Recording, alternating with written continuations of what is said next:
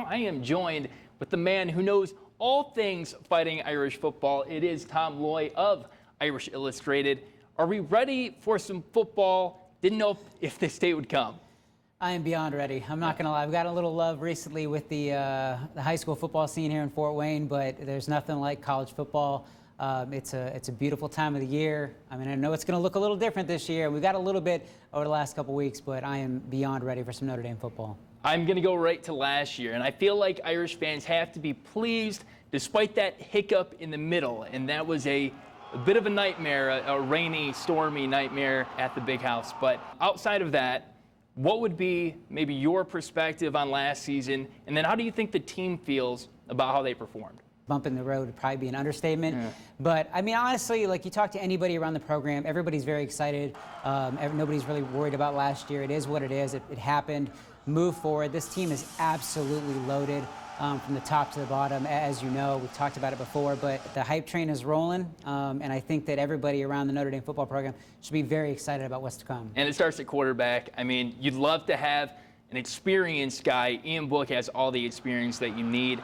I talked to a lot of people around the program. Obviously, you know, we have pretty limited access around the team and practices and whatnot, but everybody said he came back stronger. You know, he looks better.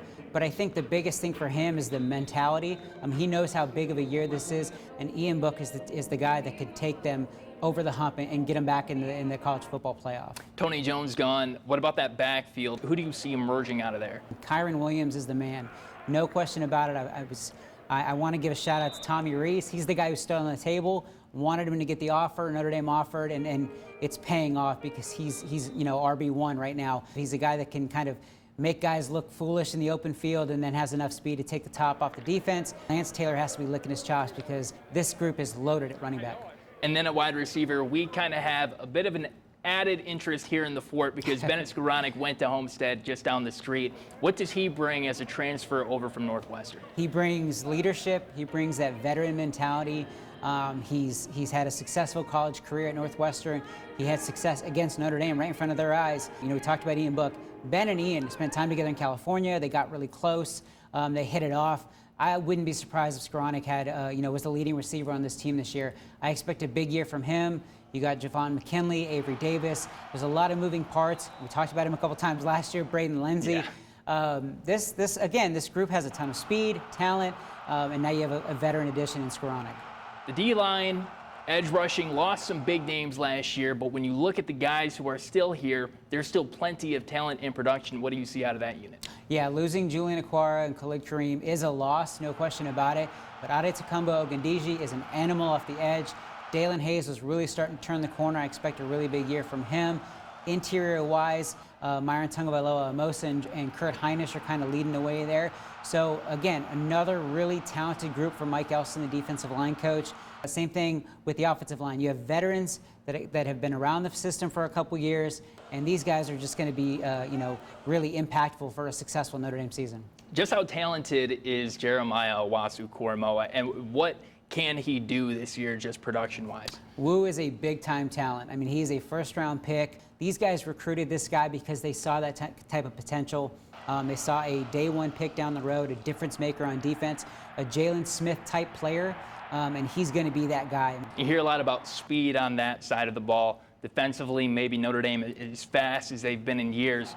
But what do you think might be the defining characteristic of that front seven? I honestly just think it's overall talent. I mean, this is the most loaded group that I've seen from a Notre Dame defense in a long time, but it also is because of the fact that they've been in the system for a couple of years. You know, we look at the linebacker position, and you have Drew White, who's been in the system, and I think a lot of guys were writing him off as just like a role player or maybe a second-team guy.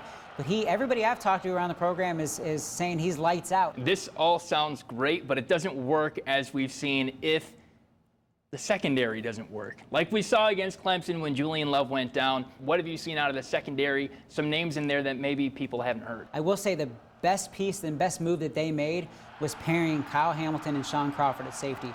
This is the first time that I can remember since covering Notre Dame that you have two genuine playmakers, guys that have instincts, guys that will bait the quarterback to throw at them, and they will 100% take advantage of that. Looking at the schedule, first year in the ACC, maybe the only year in the ACC, but a chance to beat Clemson and maybe get some revenge. What will it take for Notre Dame to win that game? I think it all revolves on number 12, Ian Book. He didn't play his best, no question about it, when they met in the college football playoff a couple years ago.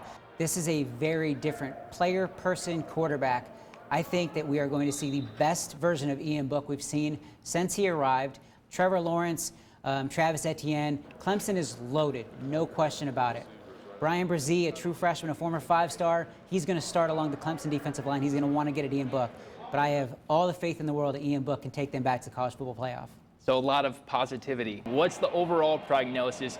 Where do you see this team going in 2020, maybe even 2021? Well, I do see a college playoff berth, and it'll be weird. It's really going to be interesting how that first game.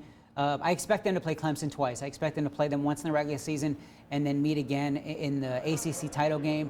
I do believe this team can compete for a national title, and I genuinely do expect them in the playoffs. Well, Tom, thank you for joining me tonight. We hope to have you again as the season rolls on. Hopefully, another trip to a playoff. Can't wait. Thanks for having me.